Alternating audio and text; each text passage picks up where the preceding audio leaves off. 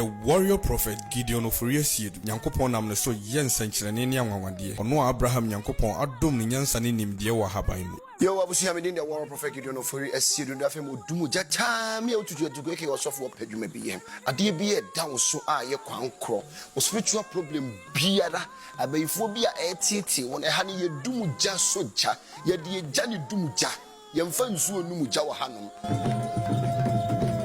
Ifiada we ni ifiada bia the warrior prophet betena na kunya kese nim free anopa no nso ekosi anwumre no mienu papa bedo suko wo honhom na wagina nyame asem so de ahama ama wakwankyere yare bi ada ne kwankro ade bi ada ne san ne musuo eda wo so no enkonua bi e wo fie no oba warrior city a ye bebubu ni nyina ye den ama enti every friday bi an bra e free counseling ena yeye odoma kwane basa yi adom nyame enhyira no tutu anamo ensi yem onipa bia na esu pesunsum nipa because bible am yati ase se enye ne honam ne moja na enya ye ne wie matumfo ensuman frɛ enkabre chie ne abaifo tumrika bra God of Abraham prayer ministry ye wo teacher Mante enkran ni kumase kwantempon no so se wo ko warrior city na nkoso hene fie frɛ ye wo 0248823412 and say 0553733808 onipa bia so bo ho ban na wamu na ha ne ye di enubra ene hahama ene ye protection